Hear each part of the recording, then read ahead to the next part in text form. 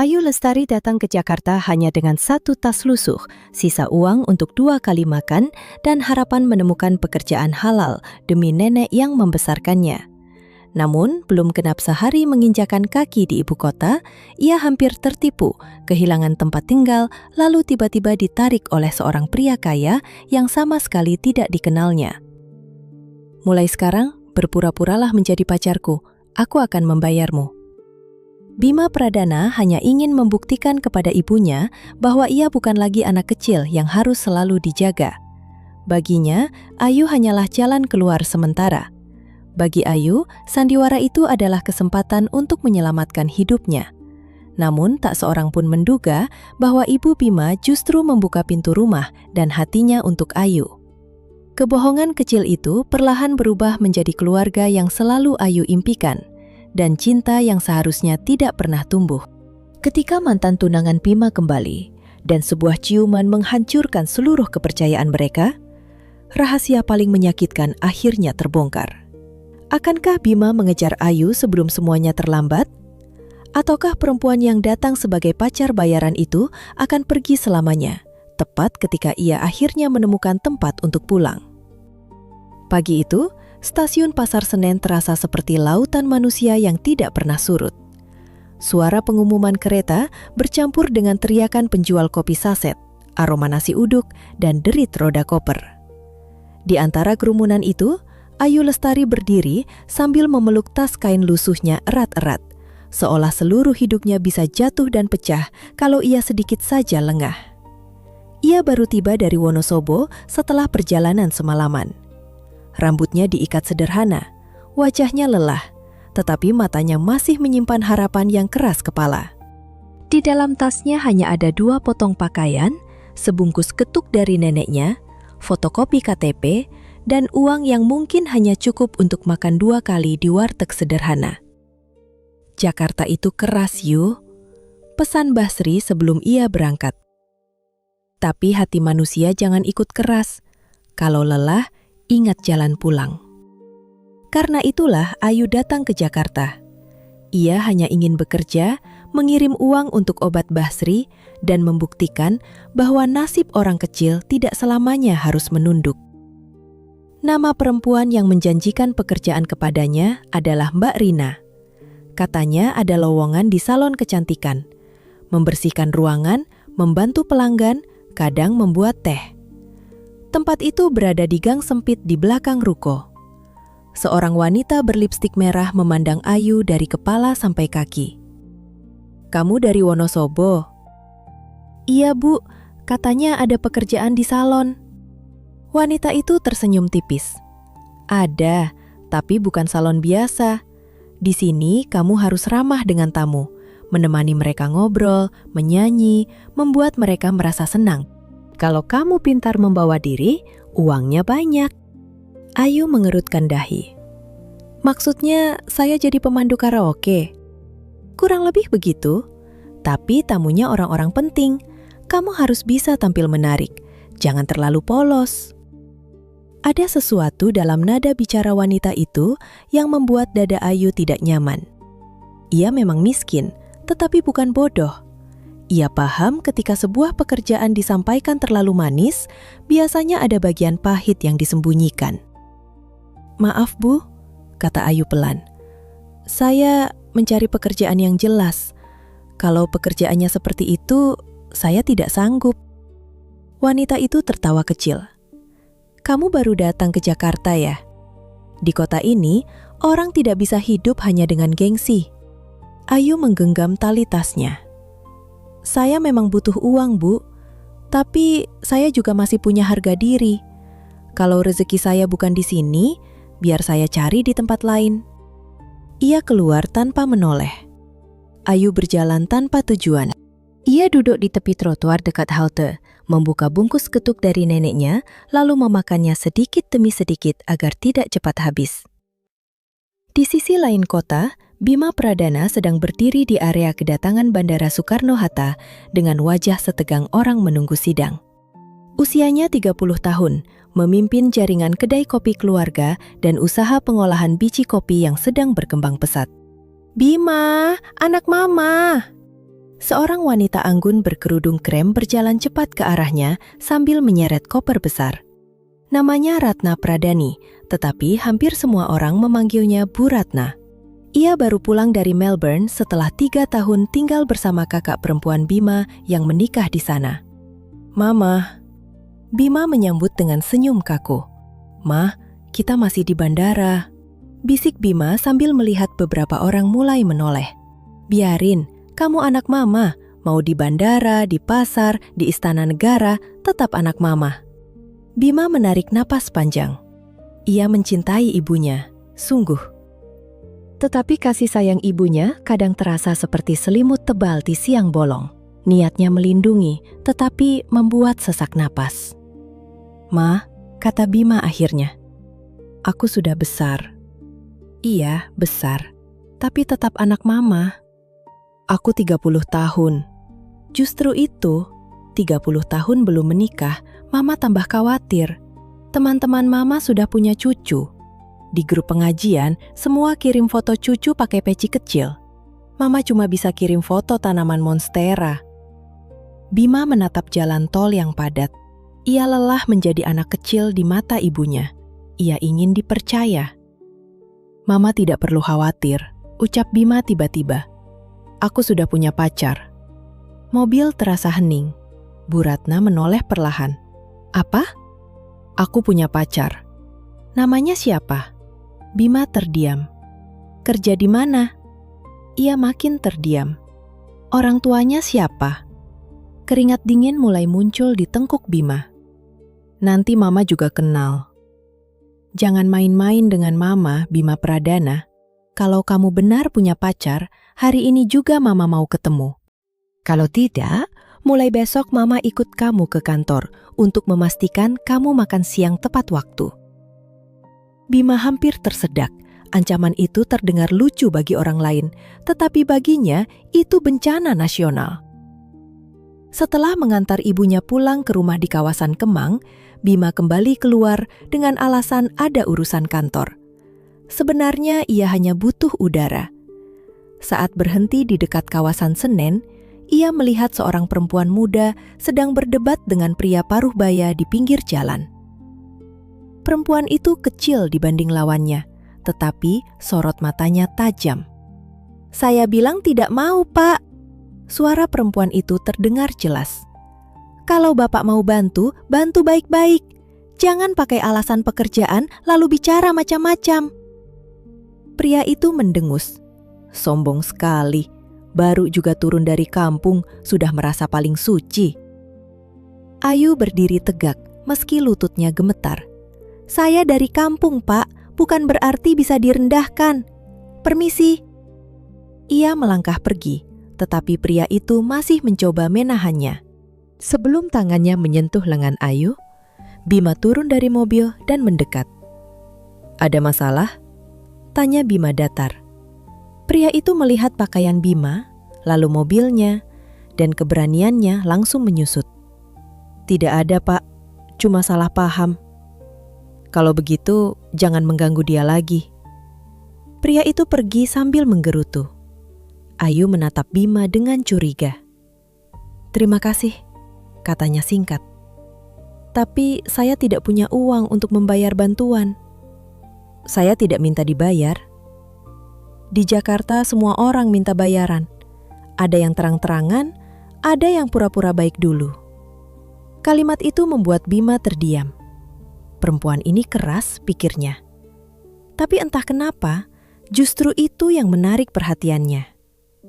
Ia baru hendak kembali ke mobil ketika ponselnya berdering. Nama ibunya muncul di layar.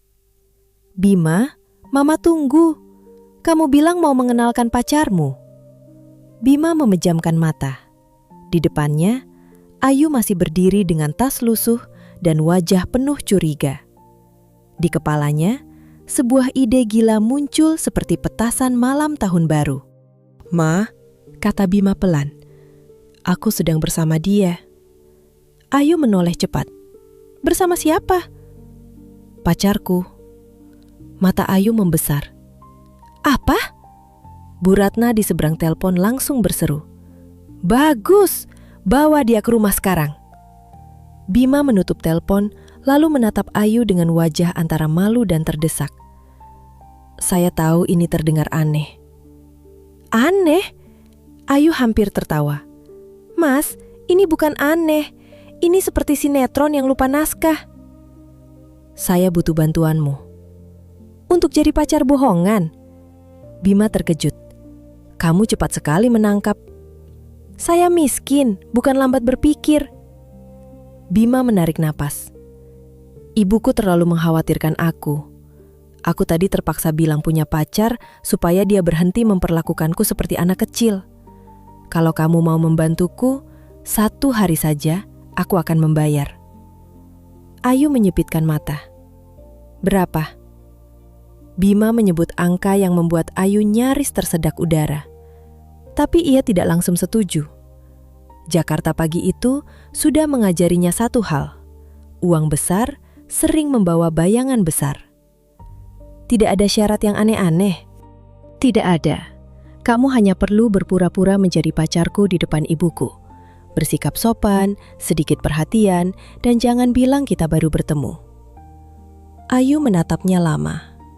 Laki-laki ini tampan, rapi, dan jelas berasal dari dunia yang jauh dari hidupnya. Tetapi matanya tidak terlihat jahat, hanya panik, sangat panik. Baik, kata Ayu akhirnya. Tapi saya punya syarat. Pertama, jangan sentuh saya sembarangan. Kedua, jangan bicara seolah saya bisa dibeli. Ketiga, kalau ibumu menghina saya karena saya miskin, Mas harus membela saya. Saya bisa menahan lapar, tapi tidak suka diinjak harga dirinya. Bima mengangguk. Setuju. Dan satu lagi. Nama saya Ayu Lestari. Jangan sampai Mas lupa nama pacar sendiri. Untuk pertama kalinya hari itu, Bima tertawa kecil. Bima Pradana. Baik Mas Bima, mulai sekarang kita berbohong dengan rapi. Tapi ingat, kalau saya masuk neraka karena ini, Mas ikut tanggung jawab. Semoga tidak sampai sejauh itu. Mereka naik ke mobil. Sepanjang perjalanan, Bima mengajarinya hal-hal dasar. Mereka sudah berpacaran 3 bulan. Bertemu saat Ayu mencari kerja di salah satu kedai kopi milik Bima. Ayu sederhana, jujur, dan tidak suka pamer. Mas Bima, katanya, kalau cerita kita terlalu bagus, ibumu malah curiga. Hidup saya tidak semulus brosur bank. Bima meliriknya. Lalu menurutmu bagaimana? Bilang saja kita kenal waktu saya mencari kerja di kedai kopi. Saya tidak usah pura-pura jadi perempuan hebat. Cukup jadi orang yang sedang berusaha. Bima tidak menjawab. Ia baru sadar bahwa perempuan yang baru dikenalnya itu lebih pandai membaca kenyataan daripada dirinya. Ketika mobil masuk ke halaman rumah besar di Kemang, Ayu spontan menahan napas. Di teras, Bu Ratna sudah menunggu seperti juri lomba memasak yang siap menilai bumbu sampai ke garam terakhir. Jadi ini pacarmu? Tanya Bu Ratna sambil menatap Ayu dari ujung kerudung sampai sandal yang mulai kusam. Bima berdiri di samping Ayu. Iya mah, ini Ayu Lestari. Ayu menunduk sopan dan mencium tangan Bu Ratna. Assalamualaikum Bu. Waalaikumsalam. Namun kelembutan itu hanya bertahan sebentar. Matanya kembali tajam. Kamu tinggal di mana Ayu? Saya baru sampai dari Wonosobo Bu. Baru sampai? Bu Ratna menoleh ke Bima. Kamu pacaran dengan perempuan yang baru sampai di Jakarta? Bima belum sempat menjawab, Ayu sudah berkata, maksud saya baru sampai lagi Bu. Saya memang sering bolak-balik karena urusan keluarga. Bu Ratna mengangguk pelan, belum percaya sepenuhnya. Masuk, Mama ingin bicara lebih lama. Di ruang tamu, Ayu duduk sangat tegak. Ia takut menyentuh apapun. Lampu gantung di atas kepala berkilau seperti perhiasan raksasa. Kenapa melihat lampu itu terus? Tanya Bu Ratna. Ayu menjawab jujur. Indah sekali Bu, tapi Saya agak takut. Takut kenapa? Kalau gempa kecil saja, apa tidak bahaya? Di desa saya, kalau ada barang tergantung terlalu berat, Mbah selalu bilang jangan duduk di bawahnya. Rezeki boleh di atas kepala, tapi jangan sampai benar-benar jatuh ke kepala. Bima terbatuk menahan tawa.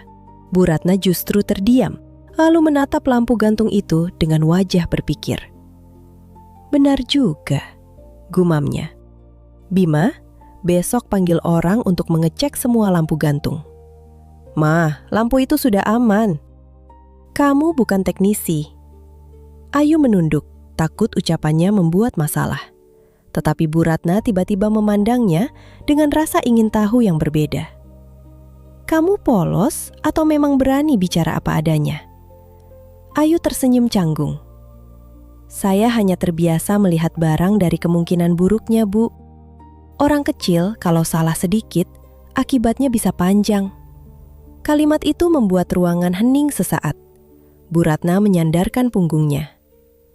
Ayu, Mama ingin mengenal kamu lebih jauh. Mulai hari ini, kamu tinggal di sini sementara. Ayu dan Bima serempak menoleh. Apa, Mah? Bu? Bu Ratna tersenyum tipis. Kalau kamu benar pacar Bima, tidak ada yang perlu ditakutkan. Mama ingin tahu, apakah kamu benar-benar cocok untuk anak Mama? 1 hari tidak cukup. Bima terlihat pucat. Ayu merasa jantungnya jatuh sampai ke lantai marmer. Ia baru saja datang ke Jakarta untuk mencari kerja. Pagi tadi, ia hampir tertipu.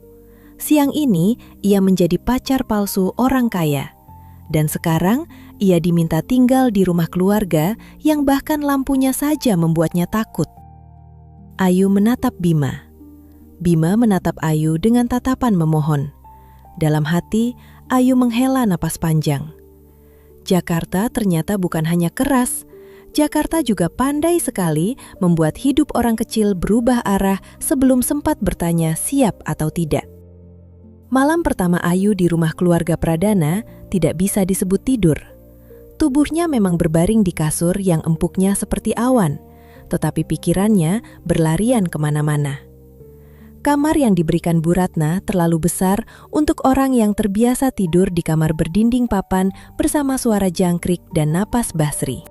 Ada pendingin ruangan yang mendesir halus, lampu kecil yang bisa menyala hanya dengan disentuh, dan lemari pakaian yang ukurannya hampir sebesar warung kelontong di desanya.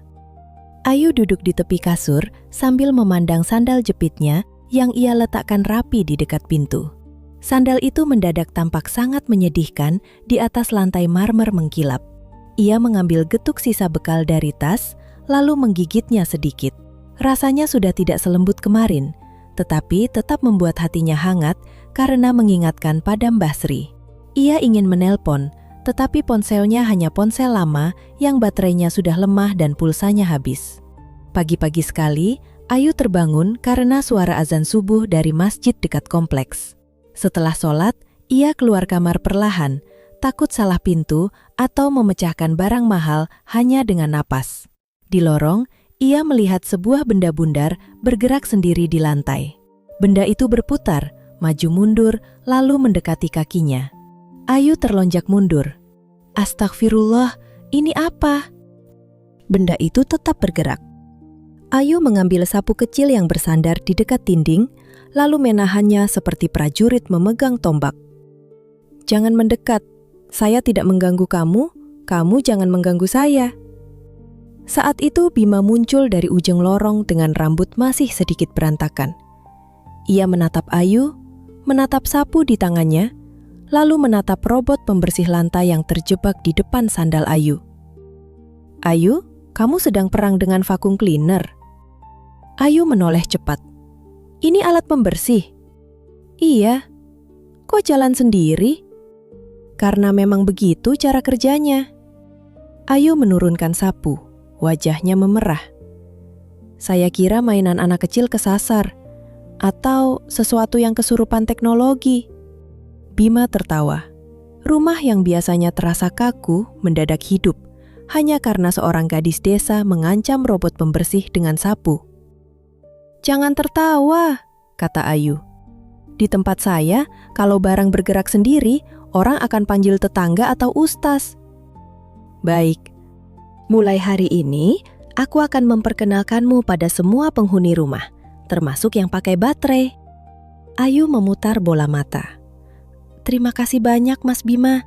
Hidup saya jadi lebih terhormat. Mereka belum selesai bicara ketika suara Bu Ratna terdengar dari tangga. Pagi anak-anak. Bima spontan berdiri lebih tegak. Ayu juga langsung merapikan kerudungnya. Bu Ratna turun dengan kaftan batik elegan. Wajahnya segar, matanya tajam seperti biasa. Di tangannya ada tas kecil berisi minyak kayu putih, vitamin, dan plester. Bima, Mama bawakan ini. Kamu kemarin terlihat lelah. Ma, aku cuma kurang tidur. Nah, itu. Kurang tidur bisa membuat masuk angin. Bu Ratna mendekat dan hendak mengoleskan minyak kayu putih ke leher Bima. Bima mundur setengah langkah. Ma, jangan. Ada Ayu. Bu Ratna menoleh pada Ayu. Kenapa? Justru bagus kalau Ayu melihat bagaimana Mama merawat kamu. Nanti setelah menikah, dia harus tahu kebiasaanmu. Ayu hampir tersedak udara. Menikah? Bahkan sandiwara mereka belum genap sehari. Bima cepat-cepat berkata, "Mah, Ayu pasti tahu cara merawat orang, tapi aku bisa pakai sendiri." Sejak kapan kamu rajin pakai minyak kayu putih sendiri? Ayu melihat wajah Bima yang semakin terjepit. Ia ingat syaratnya sendiri. Kalau diminta menjadi pacar pura-pura, ia harus membantu dengan rapi. Maka ia melangkah maju, mengambil botol kecil dari tangan Bu Ratna dengan sopan. Bu, biar saya saja yang ingatkan Mas Bima nanti. Tapi sekarang mungkin tidak perlu dioles di sini. Nanti kalau terlalu wangi, orang kantor kira Mas Bima baru pulang dari pijat refleksi. Bu Ratna terdiam, lalu terkekeh kecil. Bima menatap Ayu dengan rasa terima kasih yang ia coba sembunyikan. Sarapan sudah disiapkan di meja makan. Ada nasi kuning, telur balado, ayam suwir, perkedel, kerupuk udang, juga potongan buah. Ayu menahan diri agar tidak menunjukkan betapa laparnya ia. Semalam ia hanya makan ketuk. Tetapi di rumah orang kaya, ia takut dianggap tidak tahu sopan santun kalau mengambil terlalu banyak. Ayu, kamu biasa sarapan apa di rumah? Tanya Bu Ratna. Kalau ada, nasi dengan sayur bening atau tempe goreng, Bu. Kalau sedang tidak ada, teh manis hangat juga sudah seperti pesta kecil. Ayu sadar jawabannya mungkin terlalu jujur. Ia buru-buru tersenyum. Tapi nasi kuning ini wangi sekali, seperti yang biasa dibuat tetangga saya kalau ada selamatan. Ambil yang banyak, kata Bu Ratna. Tidak apa-apa, Bu. Kalau makanan di meja tidak dimakan, itu namanya menyakiti orang yang memasak.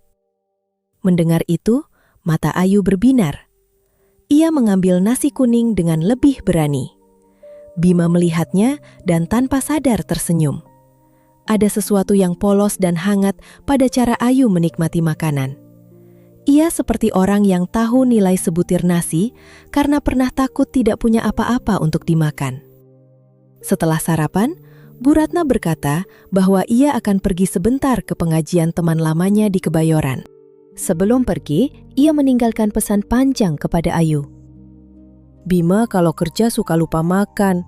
Jangan percaya kalau dia bilang sudah makan. Kalau sedang berpikir, dia bisa minum kopi sampai 3 gelas. Jangan dibiarkan. Dia juga kalau hujan sering lupa bawa jaket. Ma, Bima memotong dengan nada lelah. Apa? Ini penting. Ayu menunduk menyembunyikan senyum. Baik, Bu, nanti saya ingatkan. Nah, begitu. Mama suka perempuan yang bisa memperhatikan. Bima menatap Ayu tajam, seolah berkata, jangan menikmati ini. Ayu membalas dengan tatapan santai, seolah berkata, bayaran 1 hari sudah berubah jadi pekerjaan penuh waktu, jadi jangan banyak protes. Setelah Bu Ratna pergi, Bima membawa Ayu ke ruang keluarga untuk membahas aturan sandiwara mereka. Ruangan itu menghadap taman kecil dengan kolam ikan koi. Ayu duduk di sofa, tetapi hanya di ujungnya, takut meninggalkan bekas di kain mahal. "Kamu tidak perlu duduk seperti mau diwawancara lurah," kata Bima. "Kalau sofa ini rusak, saya harus jual ginjal berapa?" "Tidak akan rusak hanya karena diduduki." Orang kaya selalu bilang begitu sebelum orang miskin disuruh mengganti rugi. Bima menghela napas. "Ayu, kita perlu membuat cerita yang konsisten. Mama sangat teliti. Kalau jawaban kita berbeda, dia akan curiga." "Berarti jangan terlalu banyak bohong." "Kita sudah berbohong sejak awal." "Iya, tapi bohong juga harus hemat. Kalau terlalu banyak, nanti lupa sendiri." Bima tidak bisa membantah. Mereka akhirnya menyepakati cerita sederhana.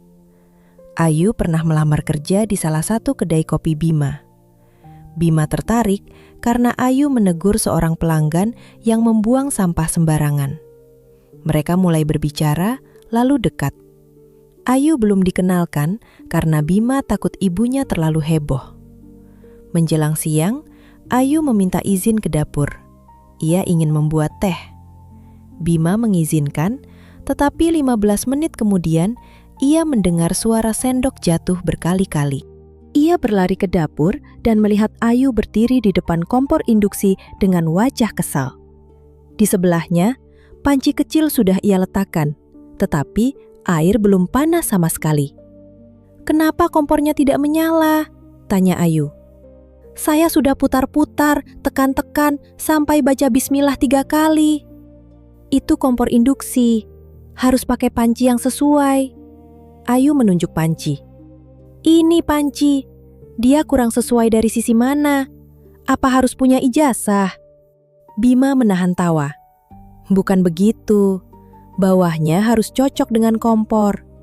Di rumah saya, asal ada api dan panci, air pasti mendidih. Di rumah ini, panci saja harus punya kelas sosial." Bima akhirnya tertawa keras. Ayu ikut tertawa, meski wajahnya masih kesal. Lalu ia melihat mesin kopi besar di sudut dapur. "Kalau itu apa?" "Mesin kopi? Besar sekali. Bisa menggiling dosa masa lalu juga." "Tidak, tapi bisa membuat espresso." "Espresso itu kopi yang diminum orang kalau ingin terlihat sibuk." Bima menatapnya, lalu tertawa lagi. Ia tidak ingat kapan terakhir kali ia tertawa sebanyak itu di rumah sendiri. Sore hari, Bu Ratna pulang bersama 2 sahabatnya, Tante Lilis dan Tante Wulan. Keduanya datang karena penasaran setelah mendengar bahwa Bima akhirnya membawa pulang seorang pacar. Ayu segera tahu bahwa ini bukan kunjungan biasa. Ini sidang kecil. Tante Lilis memandang Ayu sambil tersenyum manis yang tidak sepenuhnya ramah. "Kamu kerja apa, Ayu?" "Saya sedang mencari kerja, Tante." "Oh, belum bekerja. Pendidikan terakhir?" "SMA, Tante." "Berani sekali pacaran dengan Bima. Dunia kalian pasti berbeda jauh." Ayu merasakan telinganya panas. Bima hendak menjawab, tetapi Ayu menahan dengan tatapan singkat. Ia tidak ingin selalu dibela seperti orang tak berdaya. "Memang berbeda, Tante," jawab Ayu tenang. "Mas Bima hidup dengan jadwal rapat. Saya hidup dengan jadwal bus antar kota. Tapi perbedaan bukan berarti salah satu lebih rendah. Nasi liwet di daun pisang dan makan malam di hotel sama-sama bisa membuat orang kenyang, asal dinikmati dengan hati yang baik." Bu Ratna menahan senyum. Bima memandang Ayu dengan mata yang tak lagi sekadar cemas. Ada kekaguman di sana. Tante Wulan tertawa kaku. "Pintar juga kamu bicara." "Saya tidak pintar, Tante. Saya hanya tidak mau malu menjadi diri sendiri."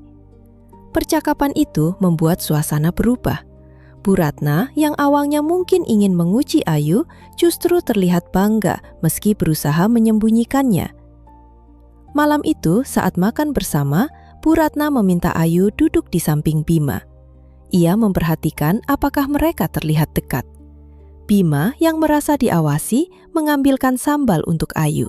Ayu berbisik, "Saya tidak kuat pedas banyak." Bima balas berbisik, "Kenapa tidak bilang dari tadi?" Pacar yang baik harus tahu tanpa diberitahu. pacar pura-pura juga. Justru yang pura-pura harus lebih teliti. Bima hampir tersenyum. Ia mengganti sambal itu dengan acar dan tempe orek. Bu Ratna melihat gerakan kecil itu. Wajahnya melembut meski ia tidak mengatakan apa-apa.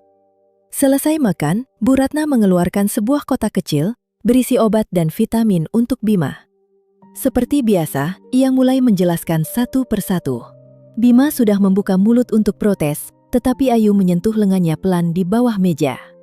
Sentuhan itu sederhana, namun cukup membuatnya diam. "Ma," kata Bima akhirnya dengan nada lebih lembut. "Terima kasih, taruh saja di kamar, nanti aku minum." Bu Ratna tampak terkejut karena tidak dibantah. "Benar, iya." Ayu tersenyum kecil. Bu Ratna melihat senyum itu, lalu memandang Bima. Di matanya ada harapan yang makin besar, harapan yang membuat hati Ayu sedikit berat. Ia tahu semua ini sandiwara. Tetapi semakin lama sandiwara itu berjalan, semakin banyak perasaan orang lain yang ikut terlibat. Ketika malam semakin larut, Bima mengantar Ayu sampai depan kamar. "Kamu hebat hari ini," katanya. Ayu bersandar di dekat pintu. "Hebat karena berhasil tidak mempermalukan, Mas. Hebat karena tetap menjadi dirimu sendiri meski semua orang mencoba menilaimu." Ayu terdiam. Pujian itu sederhana, tetapi masuk lebih dalam daripada yang ia duga. "Jangan terlalu sering bicara baik seperti itu, Mas. Nanti saya lupa kalau ini cuma pekerjaan." Bima tidak langsung menjawab, wajahnya berubah serius. "Aku juga hampir lupa." Mereka saling menatap beberapa detik terlalu lama. Lalu Ayu cepat-cepat membuka pintu kamarnya. "Selamat malam, Mas Bima." "Selamat malam, Ayu."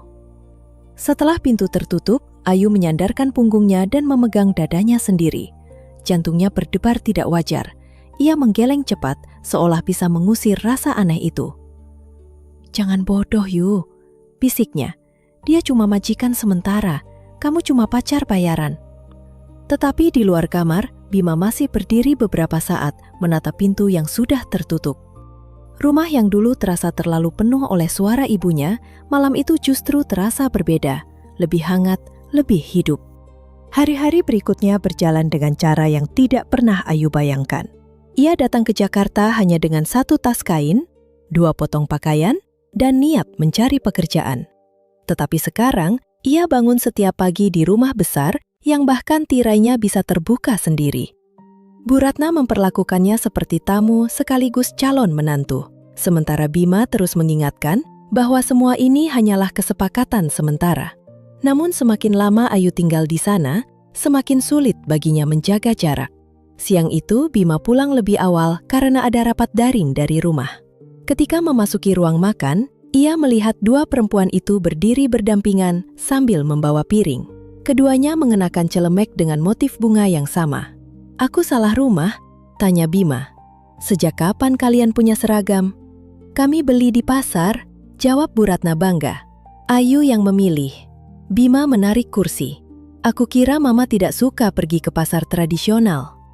"Dulu tidak suka karena panas. Sekarang ternyata menyenangkan." Ayu tahu cara memilih sayur, tahu cara menawar tanpa membuat pedagang sakit hati, dan tahu kain batik yang bagus. Ayu duduk di samping Bima. "Jangan takut, saya tidak membocorkan kebiasaan buruk Mas." "Kebiasaan buruk apa?" "Katanya kalau sedang pusing, Mas minum kopi sampai lambung protes." Bima menatap ibunya. "Ma, bukan Mama yang bilang. Ayu melihat sendiri kemarin." Ayu mengangkat bahu. "Saya pacar yang perhatian, ingat?" Kalimat itu diucapkan seperti lelucon. Tetapi Bima merasakan sesuatu yang aneh di dadanya. Ia segera mengambil nasi agar tidak terlihat gugup. Bu Ratna menuangkan kuah sayur asam ke mangkuk putranya. "Coba ini, Mama masak bersama Ayu." Bima mencicipi. Rasanya benar-benar enak, tetapi ia sudah terbiasa menahan pujian. "Lumayan." Ayu menginjak ujung sepatunya di bawah meja. Bima menoleh. "Kenapa?" "Tidak apa-apa, mungkin ada semut." Ia mencicipi lagi. Bu Ratna menunggu dengan mata penuh harap. Bima akhirnya menghela napas. "Enak, Ma, sungguh." "Benar?" "Iya." "Sudah lama aku tidak makan sayur asem seenak ini." Bu Ratna tersenyum begitu lebar hingga wajahnya tampak lebih muda. Ayu ikut tersenyum, tetapi Bima justru menatapnya.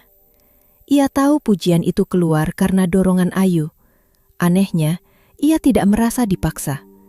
Ia malah merasa malu karena selama ini begitu sulit mengucapkan sesuatu yang sederhana kepada ibunya. Setelah makan, Bima menemukan Ayu duduk sendirian di taman belakang. Lampu taman memantulkan cahaya di permukaan kolam koi. Ayu memegang ponsel lamanya, mencoba menyalakannya berulang kali. Bima duduk di kursi sebelahnya. "Kamu ingin menelpon siapa?"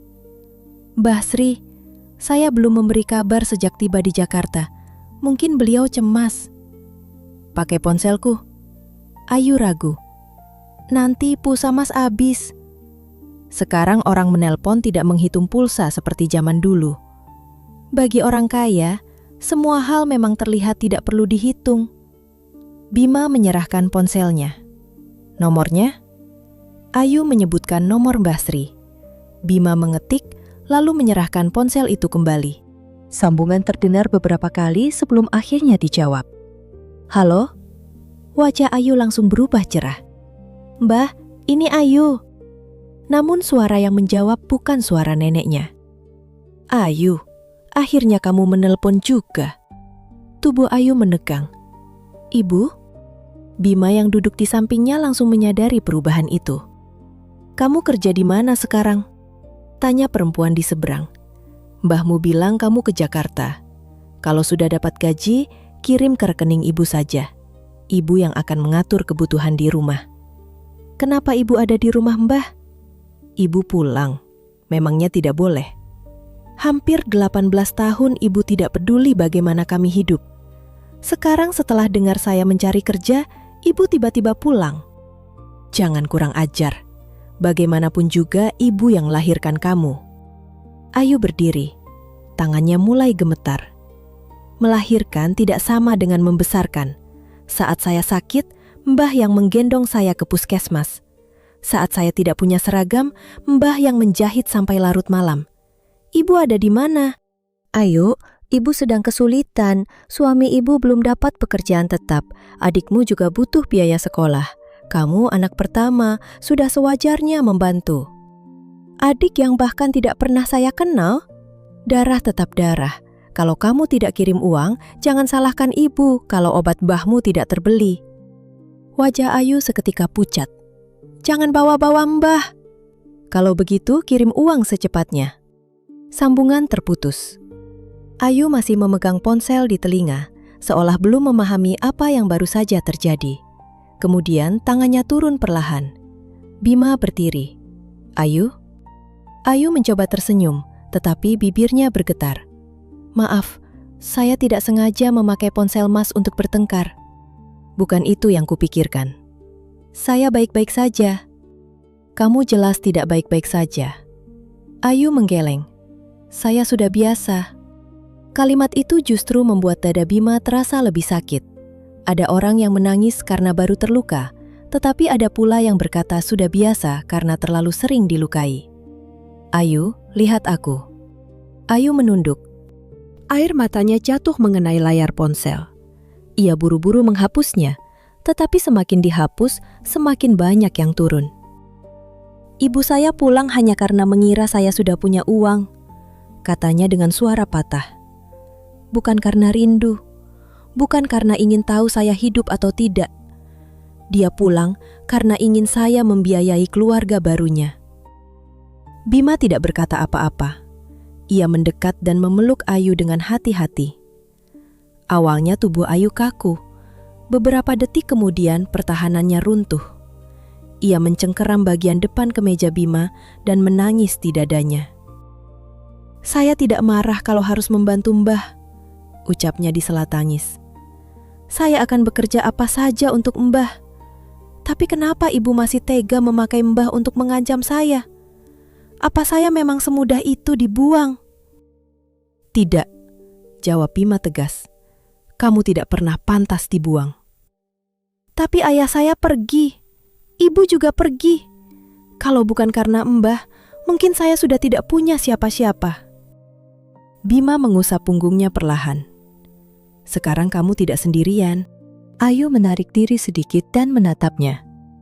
Jangan bicara begitu kalau hanya karena perjanjian kita. Bima terdiam. Ia ingin mengatakan bahwa pelukan itu tidak ada hubungannya dengan perjanjian. Tetapi kata-kata terasa terlalu kecil dibandingkan tatapan Ayu. Setidaknya selama kamu di sini, katanya akhirnya, kamu boleh bergantung pada kami, pada Mama, pada aku. Ayu menunduk lagi. Mas beruntung punya Bu Ratna. Aku baru menyadarinya setelah bertemu kamu. Keesokan paginya, Bu Ratna sudah menyiapkan kotak makan untuk Bima. Ada nasi, ayam kecap, tumis buncis, buah, vitamin, dan 2 sapu tangan kecil. Ketika melihatnya, wajah Bima langsung berubah. "Ma, ini terlalu banyak. Aku bukan anak sekolah yang mau study tour." Bu Ratna tetap memasukkan botol minum ke dalam tas. "Kantormu dingin, nanti tenggorokanmu sakit. Aku bisa membeli makan sendiri." "Mama tahu, tapi Mama sudah menyiapkan." Nada Bima mulai meninggi. "Aku tidak butuh semua ini, Ma. Aku sudah dewasa. Mama tidak perlu mengatur apa yang ku makan, apa yang ku pakai, dan kapan aku harus istirahat. Di depan orang lain, aku terlihat seperti tidak bisa mengurus diri sendiri." Tangan Bu Ratna berhenti.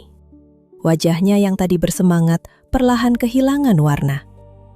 "Mama hanya ingin memastikan kamu baik-baik saja." "Aku baik-baik saja kalau Mama berhenti memperlakukanku seperti anak 10 tahun. Ruangan mendadak hening. Bu Ratna menutup tas makan itu tanpa berkata apa-apa, lalu berjalan menuju kamarnya. Bahunya terlihat turun. Bima memanggil pelan, tetapi ibunya tidak menoleh. Ayu berdiri di dekat tangga dengan wajah marah. "Mas puas." Bima mengusap wajahnya. "Aku tidak bermaksud menyakitinya. Tapi Mas tetap melakukannya. Aku hanya ingin dia mengerti. Orang tidak akan mengerti kalau kita menyampaikan isi hati seperti melempar piring." Bima menatap Ayu. "Kamu tidak tahu bagaimana rasanya dikendalikan bertahun-tahun." "Saya memang tidak tahu, karena saya bahkan tidak punya ibu yang cukup peduli untuk mengendalikan hidup saya." Kalimat itu menghantam Bima lebih keras daripada bentakan. Ayu segera menyesal, tetapi ia tidak menarik ucapannya. "Mas boleh meminta ruang?" Lanjutnya lebih pelan. "Mas boleh ingin dipercaya, tapi jangan membuat orang yang mencintai Mas merasa cintanya tidak berguna." Bima mengambil kunci mobil dan pergi tanpa membawa kotak makan. Sepanjang hari ia tidak bisa fokus pada rapat. Wajah ibunya yang terluka dan kata-kata Ayu terus berputar di kepalanya. Di rumah, Bu Ratna mengunci diri di kamar. Ayu beberapa kali mengetuk, tetapi tidak mendapat jawaban. Menjelang malam, ia melihat Bu Ratna duduk sendirian di bangku taman, memandangi kolam, tanpa benar-benar melihat apapun. Ayu mendekat dan duduk di sampingnya. "Ibu belum makan." "Tidak lapar." "Kalau Mbah Sri bilang tidak lapar, biasanya saya tetap buatkan teh gula batu." Orang sedih sering bilang perutnya tidak butuh apa-apa, padahal hatinya hanya terlalu penuh. Bu Ratna tersenyum tipis. "Kamu selalu tahu cara bicara." "Tidak juga, kadang saya bicara terlalu tajam." Mereka terdiam sejenak. "Ayu," kata Bu Ratna, "apakah Mama Ibu yang buruk?" Ayu segera menggeleng. "Tidak." "Kalau tidak, kenapa Bima terlihat begitu lelah menerima perhatian Mama?" "Karena sesuatu yang baik pun bisa terasa berat kalau diberikan tanpa ruang." Bu Ratna menatapnya dengan mata berkaca-kaca. Sejak ayahnya meninggal, Mama takut sekali kehilangan Bima. Kalau dia terlambat pulang, pikiran Mama pergi kemana-mana. Kalau dia sakit sedikit, Mama merasa gagal menjaganya. Ibu tidak gagal, justru ibu berhasil membesarkan laki-laki yang kuat. Mungkin sekarang saatnya ibu percaya pada hasil didikan ibu sendiri. Bu Ratna menunduk, air mata jatuh di pipinya. Mama tidak sadar dia sudah sejauh itu tumbuh. Di mata seorang ibu, anak mungkin tetap kecil. Tapi di mata dunia, Mas Bima sudah menjadi laki-laki yang harus berjalan dengan kakinya sendiri. Ibu tidak perlu berhenti mencintainya. Cukup berjalan sedikit di belakang supaya dia tahu ibu ada tanpa merasa langkahnya diatur. Sebuah suara terdengar dari belakang. "Ma?" Bima berdiri beberapa langkah dari mereka. Entah sejak kapan ia pulang dan mendengar percakapan itu. Ia mendekat lalu berlutut di depan ibunya. "Maafkan aku." Bu Ratna menahan tangis. "Mama juga minta maaf. Mama terlalu takut kehilanganmu sampai lupa bahwa kamu bukan anak kecil lagi." Bima menggenggam tangan ibunya. "Aku tidak ingin Mama berhenti peduli. Aku hanya ingin Mama percaya bahwa aku bisa menjaga diri. Semua yang bisa kulakukan sekarang juga karena Mama membesarkanku." Bu Ratna menarik anaknya ke dalam pelukan. Ayu memalingkan wajah agar mereka memiliki ruang, tetapi Bu Ratna justru meraih tangannya. "Kamu juga ke sini." Ayu terkejut ketika Bu Ratna menariknya masuk ke pelukan mereka. Untuk sesaat, ia tidak tahu harus berbuat apa. Kemudian ia menutup mata. Kehangatan itu terasa asing, tetapi juga seperti sesuatu yang diam-diam ia tunggu sepanjang hidup. Malam itu mereka makan bersama di taman. Bima bahkan menghabiskan kotak makan yang tadi ia tinggalkan, meski lauknya sudah tidak hangat. Bu Ratna tidak lagi menghabiskan sayur atau minum vitamin. Ia hanya duduk dan tersenyum. Setelah Bu Ratna masuk ke rumah, Bima dan Ayu masih tinggal di taman. "Terima kasih," kata Bima. "Untuk apa?" "Untuk mengingatkanku bahwa aku beruntung." Ayu memandang bintang yang nyaris tenggelam oleh cahaya Jakarta.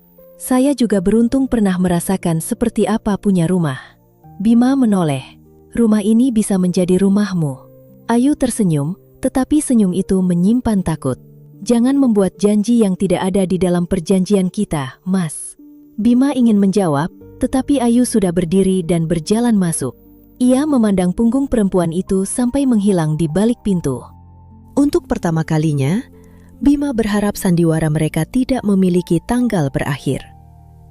Seminggu setelah percakapan di taman, suasana di rumah keluarga Pradana berubah. Bu Ratna masih bangun lebih pagi daripada semua orang dan masih memperhatikan apa yang dimakan putranya. Tetapi ia mulai menahan diri. Ia tidak lagi masuk ke kamar Bima tanpa mengetuk atau menelpon setiap 2 jam hanya untuk memastikan putranya sudah minum air putih. Bima pun berusaha berubah. Sebelum ke kantor, ia mencium tangan ibunya tanpa dipanggil. Kalau pulang terlambat, ia mengirim pesan lebih dulu. Hal-hal kecil itu membuat Bu Ratna lebih tenang.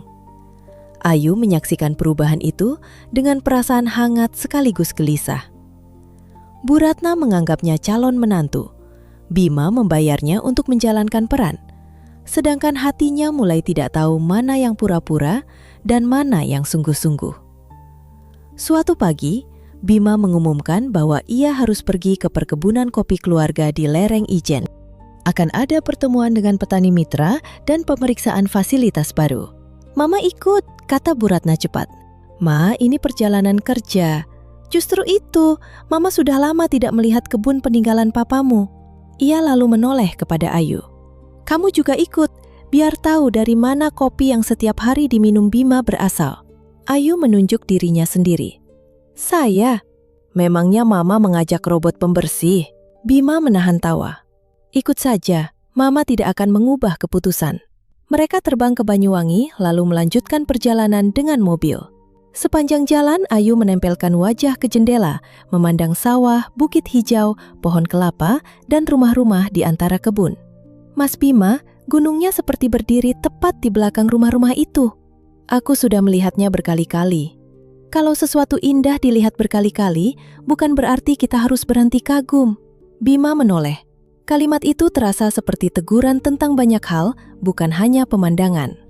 Mereka tiba menjelang sore di rumah utama perkebunan yang hangat dengan beranda lebar, kursi rotan, dan halaman penuh bunga sepatu. Aroma tanah basah bercampur wangi biji kopi yang sedang dijemur. Para pekerja menyambut mereka dengan ramah. Ketika Bu Sulastri mengira Ayu calon istri Bima, Bu Ratna justru menjawab bahwa Ayu masih malu. Ayu hanya bisa menunduk, sementara Bima pura-pura sibuk memeriksa ponsel. Keesokan paginya, mereka mengunjungi kebun. Ayu mengenakan kemeja longgar, celana kain, sepatu pinjaman, dan caping kecil pemberian salah satu pekerja. Bima menatapnya agak lama. "Kenapa?" tanya Ayu. "Tidak apa-apa, jangan melihat seperti sedang memilih cabai di pasar." Bima tersenyum. "Aku baru tahu caping bisa terlihat bagus." "Capingnya atau orangnya?" Pertanyaan itu meluncur begitu saja. Ayu langsung menyesal. Bima mendekat sedikit. "Dua-duanya." Wajah Ayu memanas. Ia mempercepat langkah dan bergabung dengan Bu Ratna. Di tengah kebun, Mandor menjelaskan tentang panen, pemilahan buah kopi, dan harga yang tidak selalu stabil. Bima membicarakan target produksi dan rencana ekspansi. Ayu awalnya diam, lalu memperhatikan beberapa perempuan yang bekerja sambil membawa anak kecil. Saat istirahat, ia duduk bersama mereka di bawah pohon. Mereka makan nasi jagung, urap, ikan asin, dan sambal terasi dari bungkus daun pisang. Seorang perempuan muda bernama Wati bercerita bahwa ia sering membawa anaknya karena tempat penitipan terlalu jauh. Kalau anak sakit, ia tidak bisa bekerja dan pendapatannya berkurang. Perempuan lain mengeluhkan jarak menuju puskesmas. Bima datang mencari Ayu dan mendengar percakapan itu. "Kamu meninggalkan rombongan." "Saya hanya duduk sebentar." Bima melihat para pekerja. "Ada masalah?" Mereka menjadi canggung. Ayu mengajaknya berjalan menjauh. Para ibu membawa anak ke kebun karena tidak ada tempat aman untuk menitipkan mereka. Puskesmas juga jauh. Kalau harus mengurus anak, mereka kehilangan upah. "Kami sudah memberi upah sesuai kesepakatan dan menyediakan bantuan kesehatan." Saya tidak bilang perusahaan Mas jahat, tapi bantuan yang terlihat bagus di laporan belum tentu terasa cukup di kehidupan sehari-hari. Bima mengernyit. "Kamu tahu masalah perkebunan dari mana?" "Saya tidak tahu bisnis kopi, tapi saya tahu rasanya menghitung uang sebelum membeli obat. Saya tahu bagaimana perempuan desa bekerja sambil memikirkan siapa yang menjaga anaknya." Bima terdiam. Kalau ada ruangan kecil untuk penitipan anak dan kendaraan untuk keadaan darurat, hidup mereka mungkin sedikit lebih ringan. Tidak perlu langsung besar, mulai dari yang paling dibutuhkan. Sore itu Bima mengadakan pertemuan tambahan dengan pengelola kebun.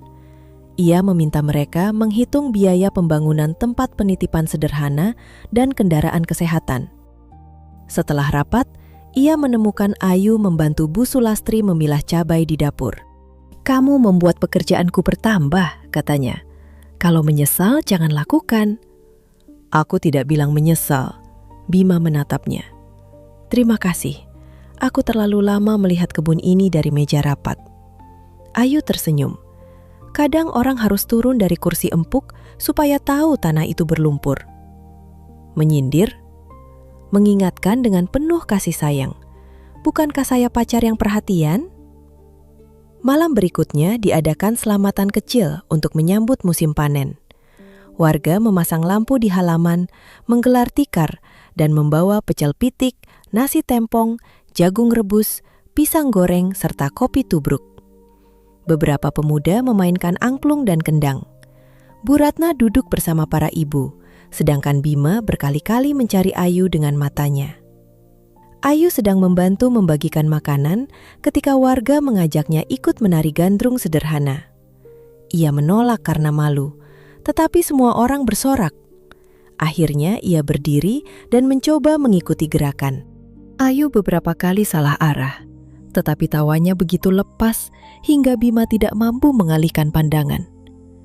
Bu Ratna menyenggol lengannya dan berbisik bahwa tatapannya sudah seperti maling mengincar mangga tetangga. Sebelum Bima sempat membantah, warga memanggilnya untuk bergabung. Ayu mengulurkan tangan. "Ayo Mas, jangan hanya pintar mengatur perusahaan." "Aku tidak bisa menari." "Saya juga tidak. Kalau kita sama-sama salah, orang bingung mau menertawakan siapa." Bima menerima tangannya. Mereka bergerak kaku pada awalnya. Ayu tertawa setiap kali Bima salah melangkah. Bima memegang tangannya lebih erat agar ia tidak kehilangan keseimbangan. Saat musik melambat, jarak mereka menjadi terlalu dekat. Cahaya lampu memantul di mata Ayu. Angin pegunungan menggerakkan ujung kerudungnya. Untuk beberapa detik, suara di sekitar terasa menjauh. "Kenapa melihat saya begitu?" bisik Ayu. Bima ingin mengatakan bahwa ia cantik dan wajahnya selalu muncul di pikirannya. Namun ia teringat perjanjian mereka. "Ada sesuatu di pipimu," jawabnya. Ayu menyentuh pipinya. "Apa?" "Sudah hilang." Ayu mendengus. "Aneh." Setelah acara selesai, mereka berjalan menuju rumah utama. Jalan setapak hanya diterangi lampu kecil dan cahaya bulan. "Bintang di sini lebih banyak daripada di Jakarta," kata Ayu. "Di Jakarta tertutup lampu." Mungkin orang-orang di sana juga terlalu sibuk melihat ke bawah sampai lupa menengadah. Mereka tiba di jembatan kayu yang licin karena embun. Ayu salah menginjak dan tubuhnya oleng. Bima segera meraih pinggangnya. Ayu terdiam dalam pelukannya. Wajah mereka hanya berjarak beberapa jari. Jantungnya berdetak seperti beduk menjelang takbiran. "Sudah seimbang?" tanya Bima pelan. Ayu mengangguk tetapi tidak segera menjauh. "Ayu," Bima mulai mendekat. Tangannya masih berada di pinggang Ayu. Namun ponselnya tiba-tiba berdering. Mereka tersentak dan melepaskan diri. Nama yang muncul di layar membuat wajah Bima mengeras. Keisha Adiningsih. Ayu sempat melihatnya. "Siapa?" "Tidak penting." Bima menolak panggilan itu. Beberapa detik kemudian, masuk pesan bahwa Keisha sudah kembali ke Jakarta dan ingin membicarakan hubungan keluarga serta kerjasama perusahaan. "Perempuan yang menelepon waktu pertama saya datang?" tanya Ayu. Bima menyimpan ponsel. "Mantan tunanganku." Langkah Ayu berhenti. "Mas pernah bertunangan?" "Hampir. Kami berpisah sebelum semuanya diumumkan." "Kenapa?" "Dia mengkhianati kepercayaanku. Setelah itu, aku tidak ingin hubungan apapun." Ayu memaksakan senyum. "Lalu sekarang Mas punya pacar bohongan?" Suasana hangat yang tadi muncul mendadak terasa rapuh. Ayu berjalan lebih cepat menuju rumah. Bima mengikutinya, tetapi tidak tahu bagaimana menjelaskan perasaan yang belum mampu ia pahami sendiri. Dalam penerbangan kembali ke Jakarta, Ayu bertanya apakah Bima masih membutuhkannya jika Keisha ingin kembali. "Aku tidak ingin kembali padanya," jawab Bima. "Orang bisa berubah pikiran. Apakah kamu ingin perjanjian ini cepat selesai?" Ayu memandang awan. "Saya datang karena uang. Setelah pekerjaan selesai, saya harus pergi, bukan?" Jawaban itu membuat dada Bima terasa diremas. Ia ingin menyangkal, tetapi perjanjian mereka memang dimulai dengan uang. Setelah sampai di rumah, Bu Ratna menerima undangan ulang tahun perusahaan keluarga Adiningsih. Wajahnya langsung berubah. "Besok malam kita datang. Keisha sudah pulang dari Singapura." "Aku tidak mau," kata Bima. "Keluarga kita sudah bekerja sama puluhan tahun. Justru kamu harus datang bersama Ayu. Biar semua orang tahu kamu sudah punya pasangan." Malam berikutnya, Bu Ratna meminjamkan kebaya modern hijau zamrud kepada Ayu. Ketika ia turun dari tangga, Bima berdiri tanpa sadar. Kecantikannya seperti embun di daun teh, tenang dan tidak membutuhkan sorotan. "Apakah terlalu aneh?" tanya Ayu. "Kamu cantik," jawab Bima.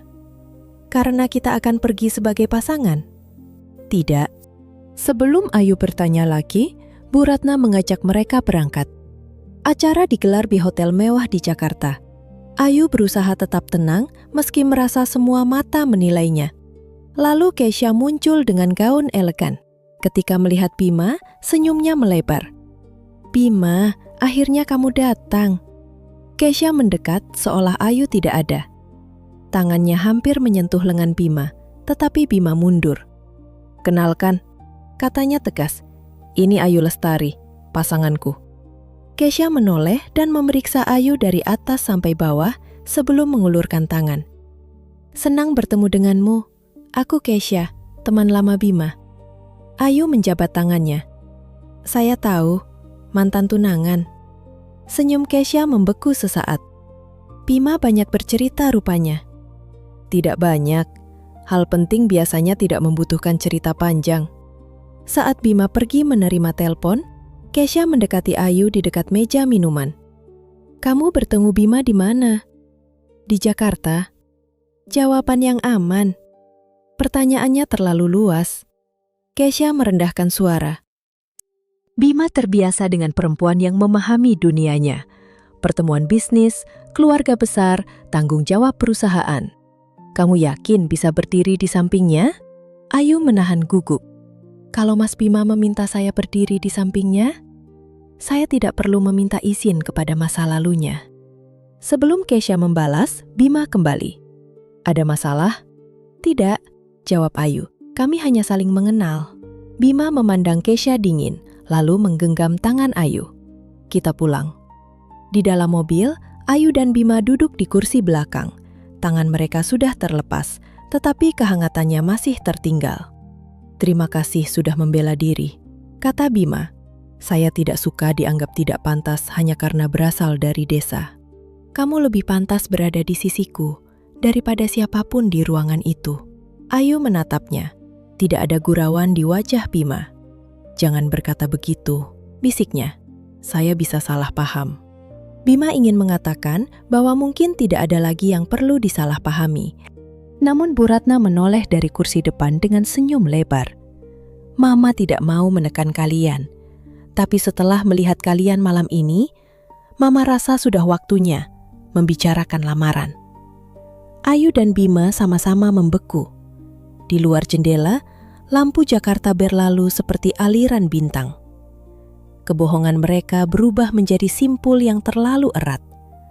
Ayu sadar perasaannya telah melangkah lebih jauh daripada perannya. Bima pun tahu, ia tidak lagi takut kehilangan kebebasan. Ia takut kehilangan Ayu. Sejak malam di hotel, ucapan Bu Ratna tentang lamaran terus mengikuti Ayu. Kata itu seharusnya membawa kebahagiaan, tetapi baginya justru terasa seperti pintu menuju jurang. Bu Ratna semakin percaya bahwa hubungan mereka nyata, sedangkan Bima belum pernah menjelaskan perasaannya. Semua perhatian dan genggaman tangan mereka masih bisa dianggap bagian dari sandiwara. Pagi itu, Bu Ratna menunjukkan kain batik tulis bermotif teruntum kepada Ayu. Motif ini biasa dipakai untuk pernikahan. Maknanya cinta yang terus tumbuh, katanya. Ibu membeli untuk siapa? Siapa tahu sebentar lagi dibutuhkan. Kalau menunggu Bima, rambut Mama keburu putih semua. Bu Ratna duduk di sampingnya. Kamu bahagia bersama Bima, kan? Saya bahagia berada di rumah ini, jawab Ayu pelan. Mama juga bahagia sejak kamu datang. Rumah ini tidak lagi sunyi. Ayu menunduk menyembunyikan rasa bersalah. Siang harinya, Bima pulang untuk mengambil dokumen. Ia menemukan Ayu sedang melipat kain batik di ruang keluarga. Mama menunjukkan persiapan pernikahan? Tanyanya. Mas masih bisa bercanda. Bima duduk di seberangnya. Aku tahu keadaan semakin rumit. Bukan semakin rumit, kita yang membuatnya rumit sejak awal. Aku sedang mencari waktu yang tepat untuk menjelaskan kepada Mama. Menjelaskan apa? Bahwa saya perempuan yang Mas temui di pinggir jalan lalu dibayar untuk menjadi pacar. Bima menatapnya lama. Bukan hanya itu yang ingin kujelaskan. Ayu merasakan jantungnya berdetak lebih cepat. Lalu apa? Bima membuka mulut, tetapi ponselnya berdering. Sekretarisnya memberitahu bahwa investor dari Surabaya sudah tiba lebih awal. Bima harus segera kembali ke kantor. Aku harus pergi, katanya sambil berdiri. Ayu tertawa kecil, hambar. Tentu, selalu ada rapat ketika pembicaraan mulai penting. Bima meraih tangannya. Malam ini kita bicara. Aku janji. Ayu menarik tangannya perlahan. Jangan terlalu banyak membuat janji, Mas. Janji yang tidak ditepati lebih menyakitkan daripada diam. Setelah Bima pergi, Bu Ratna meminta Ayu mengantarkan Rawon ke kantornya. Pak Darto akan mengantar, dan pegawai di sana sudah mengenal Ayu dari foto acara perusahaan. Ayu terkejut. Foto saya? Foto acara keluarga Adiningsih sudah masuk grup keluarga. Ayu sadar kebohongan mereka bukan lagi rahasia kecil. Dalam perjalanan, Ayu memikirkan pembicaraan mereka. Mungkin malam ini Bima akan mengakhiri perjanjian, atau justru mengatakan bahwa semua ini tidak lagi sekedar pekerjaan. Di kantor, resepsionis mempersilahkannya menuju ruangan Bima. Pintu tidak tertutup rapat. Ketika Ayu hendak mengetuk, terdengar suara perempuan dari dalam. Berapa lama kamu akan terus menghindariku, Bima? Ayu mengenali suara Keisha. Aku tidak menghindar. Aku sudah mengatakan dengan jelas bahwa hubungan kita selesai. Karena perempuan itu, jangan libatkan Ayu. Aku mengenalmu bertahun-tahun, kamu baru mengenalnya sebentar. Tidak mungkin dia lebih berarti daripada semua yang pernah kita miliki. Yang kita miliki berakhir ketika kamu mengkhianati kepercayaanku. Ayu seharusnya pergi atau mengetuk, namun kakinya tidak bergerak. Keisha mendekati Bima. Aku melakukan kesalahan, tapi aku menyesal. Keluarga kita juga membutuhkan kerjasama ini. Kita bisa memulai kembali. Hubungan bukan kontrak perusahaan. Lalu Ayu apa? Dia tidak cocok dengan duniamu. Cepat atau lambat, kamu akan lelah menjelaskan semuanya kepadanya. Bima berdiri dari kursinya. Keluar, Keisha. Keisha tidak bergerak. Tatap aku dan bilang, kamu tidak merasakan apa-apa lagi. Aku tidak mencintaimu. Keisha mendadak menarik kerah jas Bima dan menciumnya. Bima mendorongnya, tetapi pada saat yang sama, Ayu membuka pintu. Kotak makanan terlepas dari tangannya. Tutupnya terbuka, kuah rawon tumpah ke lantai. Bima membeku. Ayu? Ayu melihat Keisha berdiri sangat dekat dengannya. Ia tahu Bima mungkin tidak membalas ciuman itu. Ia tahu apa yang dilihatnya belum tentu seperti kenyataan. Namun, rasa sakit sudah telanjur menyambar dadanya. Ayu, tunggu! Ia berbalik dan berlari. Bima segera mengejarnya, meninggalkan Keisha di dalam ruangan. Ayu! Orang-orang menoleh ketika Ayu berlari ke lift. Bima berhasil menahan pintunya sebelum tertutup. Dengarkan aku. Tidak ada yang perlu didengar. Keisha yang menciumku. Aku menolaknya. Saya melihat. Kalau begitu kenapa kamu pergi? Ayu menatapnya dengan mata merah. Karena saya sakit hati, Mas. Dan saya malu karena tidak punya hak untuk sakit hati. Di lobi, Bima terus mengikutinya sampai ke halaman depan. Ayu, berhenti. Ayu akhirnya berbalik. Mas mau menjelaskan apa? Bahwa dia mantan tunangan Mas? Bahwa kalian punya masa lalu yang panjang? Atau bahwa saya hanya perempuan yang dibayar untuk berdiri di antara kalian? Kamu bukan hanya itu. Lalu saya siapa? Bima terdiam sesaat. Mas bahkan tidak bisa menjawab. Hanya saja apa? Mas takut saya salah mengerti. Saya sudah salah mengerti sejak lama. Saya pikir ketika Mas memeluk saya, itu bukan bagian dari perjanjian. Saya pikir ketika Mas menggenggam tangan saya di perkebunan, Mas juga merasakan sesuatu. Saya pikir saat Mas mengatakan saya pantas berdiri di sisi Mas, itu bukan sekedar kalimat untuk membuat pacar bohongan terlihat meyakinkan. Saya mencintai Mas, Bima. Bima menatapnya, seolah seluruh kota mendadak sunyi. Ayu mengusap air matanya dengan kasar. Itu jawaban kenapa saya pergi. Saya mencintai Mas, padahal tidak ada kita. Saya cemburu kepada perempuan yang memang pernah Mas pilih. Saya sakit hati melihatnya mencium Mas, padahal sejak awal saya hanya bekerja. Bima mendekat. Ayu, aku juga. Jangan mengatakan sesuatu hanya karena kasihan. Aku tidak kasihan. Ayu mundur. Saya ingin pulang. Ayu masuk ke mobil Pak Darto dan meminta pulang. Bima mengikuti dengan mobilnya. Sesampainya di Kemang, Ayu langsung berjalan menuju tangga. Bima mengejarnya dan meraih tangannya di ruang keluarga. Kita belum selesai bicara. Saya sudah mengatakan semuanya. Sekarang dengarkan aku. Perasaanku kepadamu nyata. Ayu menatapnya. Sejak kapan? Aku tidak tahu tepatnya. Mungkin sejak kamu berdiri menghadapi teman-teman mama tanpa merasa rendah. Mungkin sejak kamu membuatku sadar bahwa perhatian mama adalah keberuntungan.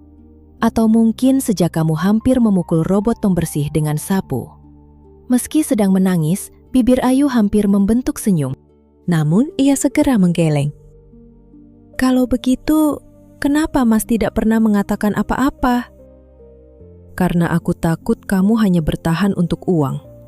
Aku takut setelah perjanjian selesai, kamu pergi dan semua yang kurasakan ternyata hanya milikku sendiri. Ayu menatapnya tidak percaya. Saya juga takut, Mas. Tapi kita justru terus bersembunyi di balik perjanjian itu. Tanpa mereka sadari, Bu Ratna berdiri di anak tangga terakhir. Wajahnya pucat. Di tangannya masih ada kain batik teruntum yang tadi hendak disimpan.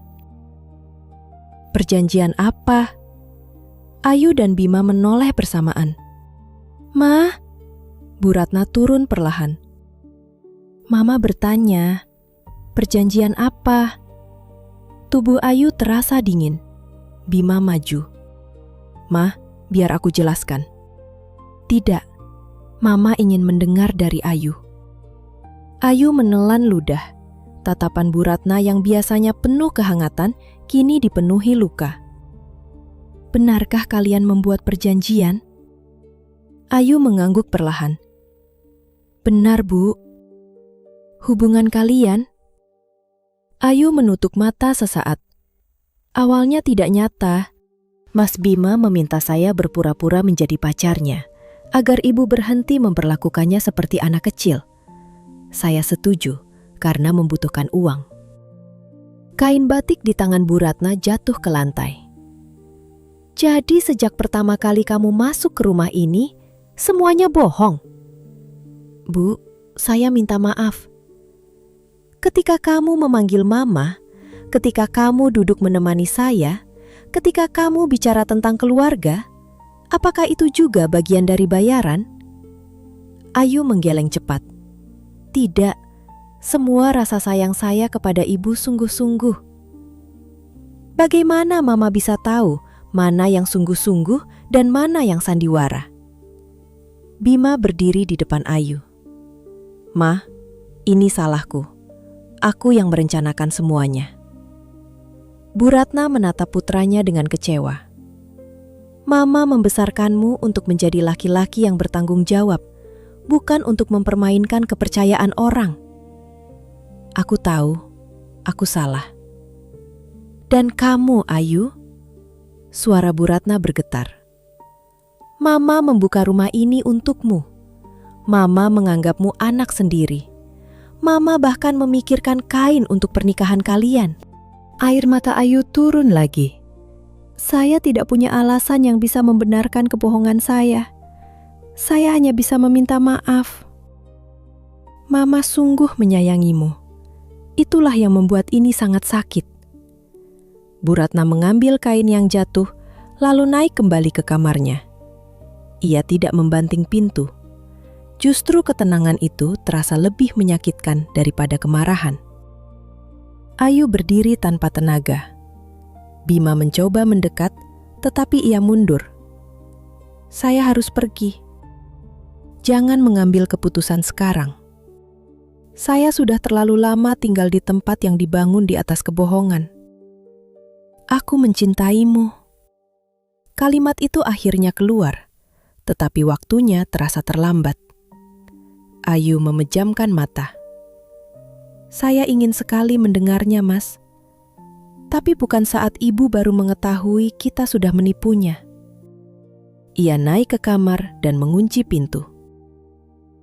Bima mengetuk beberapa kali. "Ayu, buka pintunya." Tidak ada jawaban. "Aku tahu kamu terluka.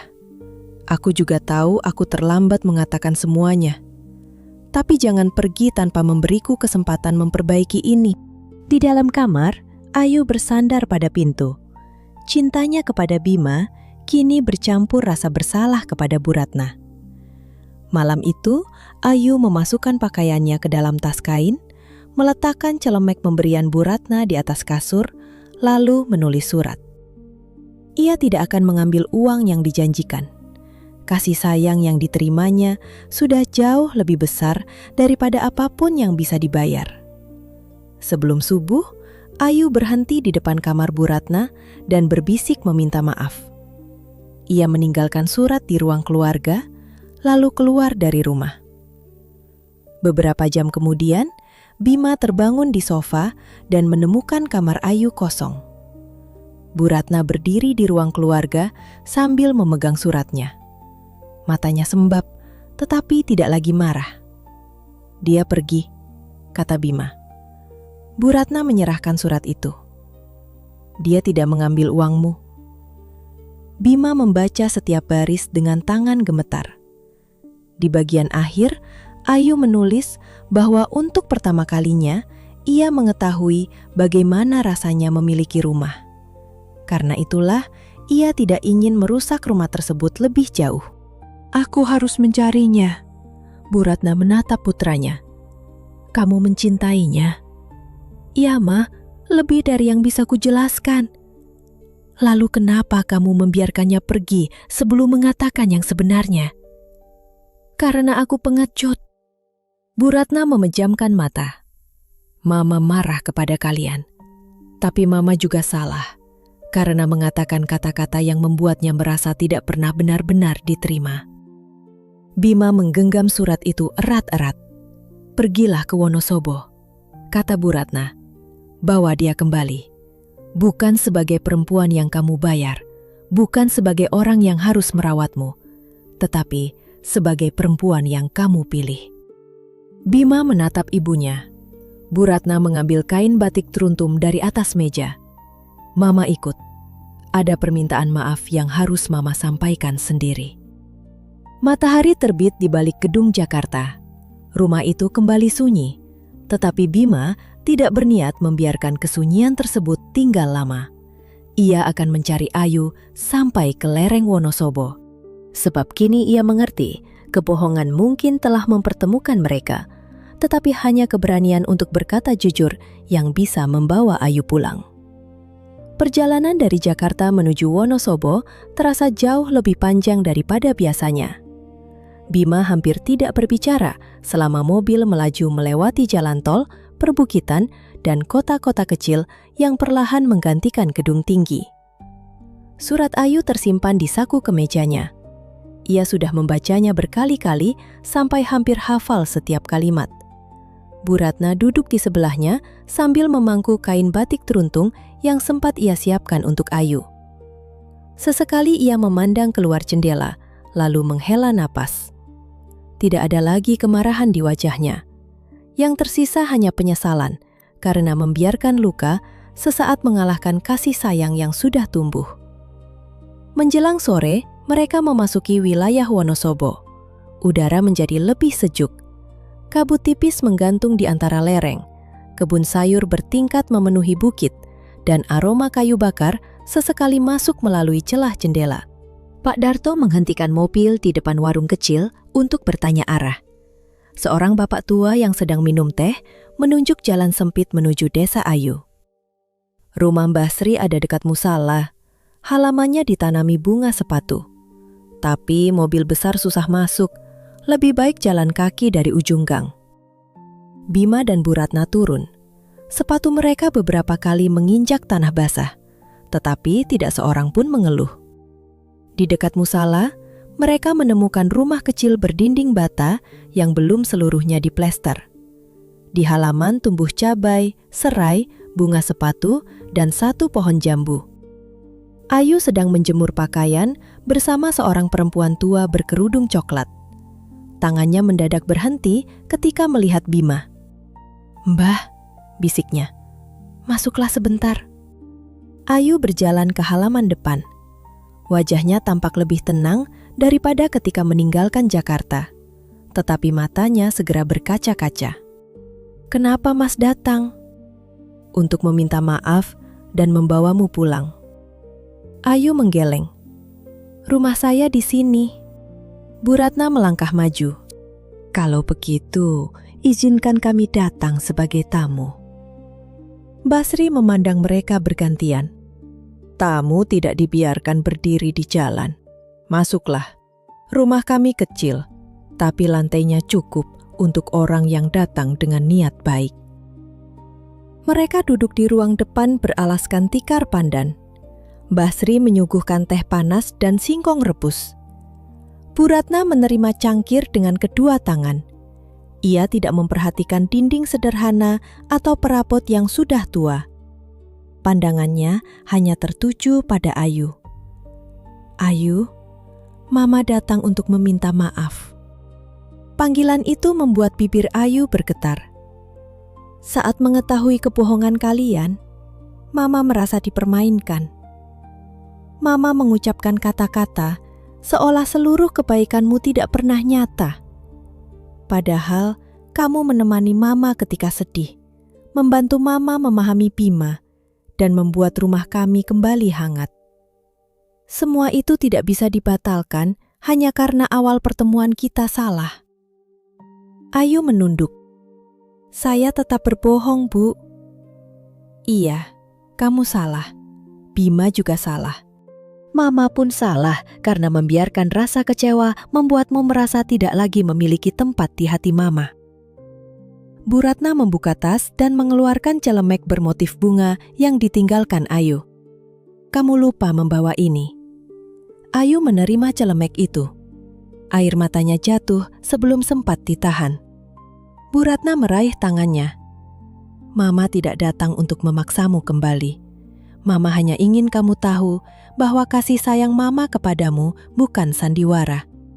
Kamu tetap boleh memanggil Mama, meskipun kamu tidak memilih Bima." Basri mengusap bahu cucunya. "Menangislah kalau memang harus. Air mata yang ditahan terlalu lama bisa menjadi batu di dada." Ayu akhirnya memeluk Bu Ratna. Kedua perempuan itu menangis tanpa memedulikan siapapun.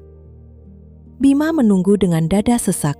Ia tahu permintaan maaf kepada Ayu bukan sesuatu yang bisa diselesaikan dengan bunga, uang, atau satu kalimat cinta. Setelah keadaan lebih tenang, Basri mengajak Bu Ratna ke dapur untuk menyiapkan makan malam. Ayu hendak mengikuti, tetapi Bima memintanya berjalan sebentar. Mereka melewati jalan desa menuju lapangan kecil. Warga sedang menyiapkan acara syukuran panen sayur. "Apa yang ingin Mas bicarakan?" tanya Ayu. "Banyak. Mulailah dari yang paling jujur." Bima berhenti di dekat pematang. "Aku salah karena menjadikanmu jalan keluar dari masalahku. Aku melihatmu sedang kesulitan, lalu menawarkan uang seolah hidupmu bisa dimasukkan ke dalam perjanjian. Setelah mengenalmu, aku tetap bersembunyi di balik kesepakatan itu karena takut ditolak." Ayu memandang hamparan kebun, bukan wajahnya. "Aku mencintaimu," lanjut Bima. "Bukan karena Mama menyukaimu. Bukan karena kamu pandai merawatku. Aku mencintaimu karena kamu berani berkata jujur ketika semua orang memilih diam. Karena kamu bisa melihat manusia di balik angka dan laporan. Karena bersamamu, aku tidak harus terlihat sempurna. Mas pernah mengatakan itu ketika saya hendak pergi. Dan aku akan mengatakannya lagi meski kamu tetap memilih pergi." Ayu menatapnya. "Mas datang untuk membawa saya pulang, tapi saya tidak mau kembali sebagai perempuan yang hidup dari uang Mas." "Aku tidak memintamu begitu. Saya juga tidak ingin menjadi orang yang hanya dikenal sebagai pacar atau istri pemilik perusahaan. Saya harus bekerja. Saya ingin mengirim uang untuk Mbah dari hasil saya sendiri. Saya ingin punya kehidupan yang tetap berdiri meskipun suatu hari Mas tidak ada di samping saya." Bima mengangguk. "Kamu berhak atas semua itu. Dulu Mas menjanjikan uang setelah sandiwara selesai. Perjanjian itu sudah tidak berlaku. Kamu tidak berhutang apapun kepadaku. Ayu mengembuskan napas. Lalu apa yang Mas tawarkan sekarang? Tidak ada tawaran, hanya permintaan agar aku diberi kesempatan mencintaimu dengan cara yang benar. Sebelum Ayu menjawab, suara anak-anak memanggil mereka ke lapangan. Bima tampak sedikit gugup. Ayu baru menyadari bahwa layar dan proyektor di sana dibawa oleh tim perusahaan Bima. Apa ini? Aku tahu kamu mungkin akan menolak kalau aku datang membawa rombongan musik dan membuat seluruh desa menontonku bernyanyi. Jadi, aku memilih mempermalukan diri dengan cara lain. Lampu dipadamkan. Warga duduk di kursi dan tikar. Pada layar, muncul video singkat tentang perkebunan kopi, para pekerja, Bu Ratna yang tertawa bersama Ayu, serta foto Ayu memakai caping di lereng Ijen. Kemudian, wajah Bima muncul.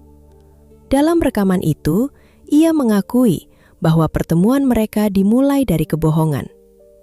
Ia tidak menyebut jumlah uang atau mempermalukan Ayu. Ia hanya mengatakan bahwa seorang perempuan dari Wonosobo telah mengajarinya makna keluarga, keberanian, dan tanggung jawab. Video berakhir dengan gambar rancangan sebuah program bernama Rumah Tumbuh Lestari.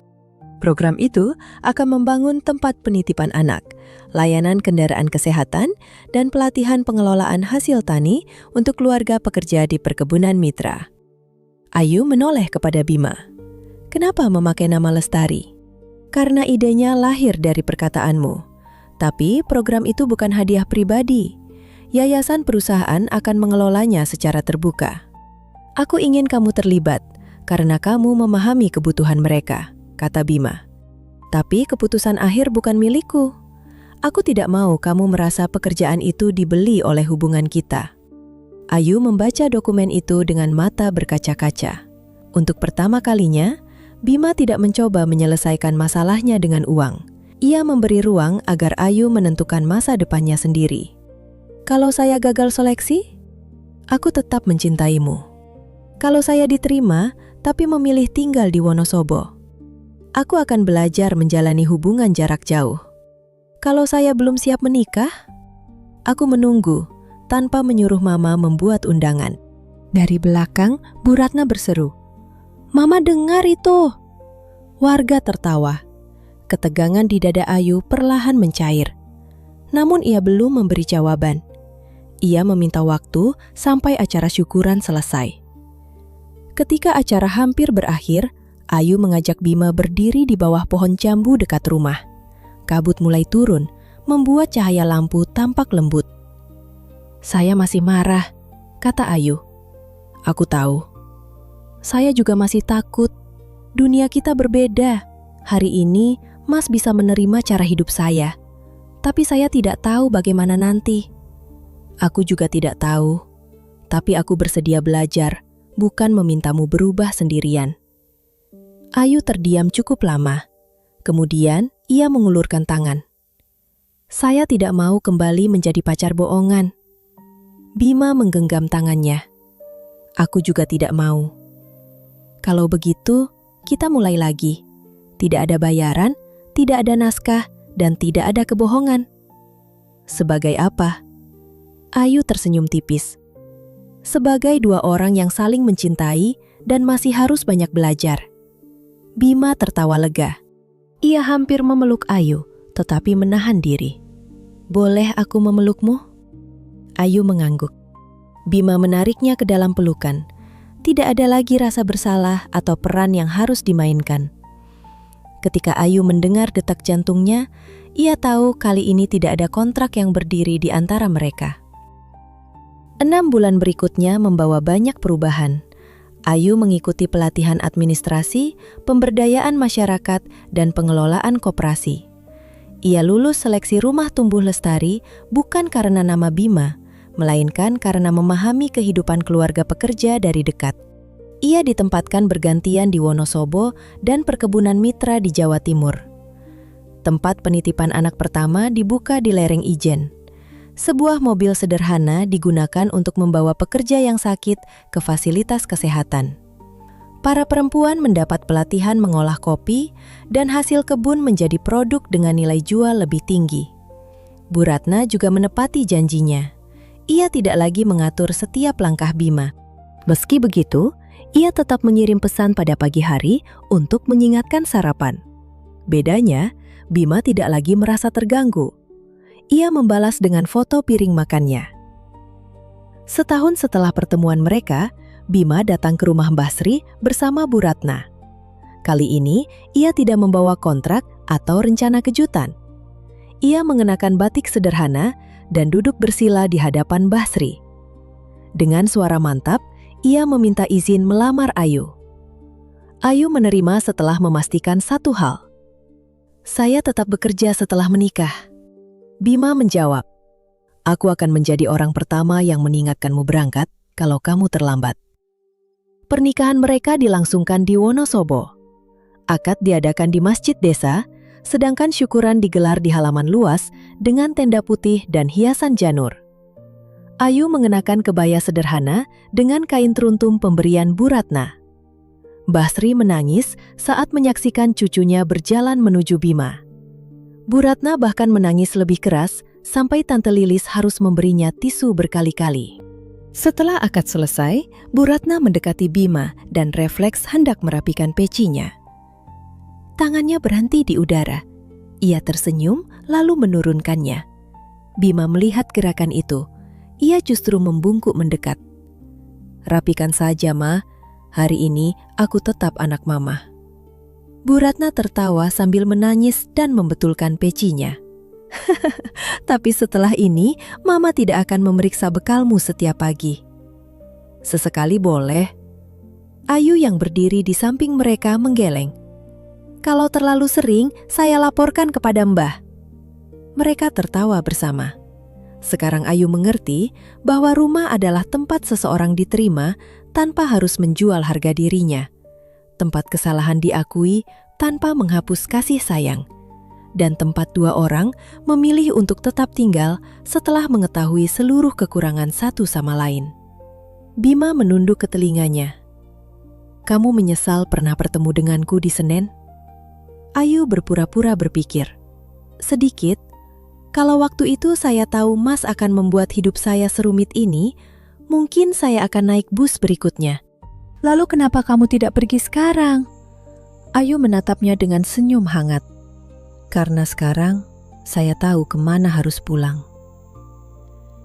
Di halaman rumah Mbah Sri, di antara aroma teh panas, mie ongklok, tanah basah dan bunga melati, kebohongan yang dahulu mempertemukan mereka akhirnya berubah menjadi janji yang sungguh-sungguh.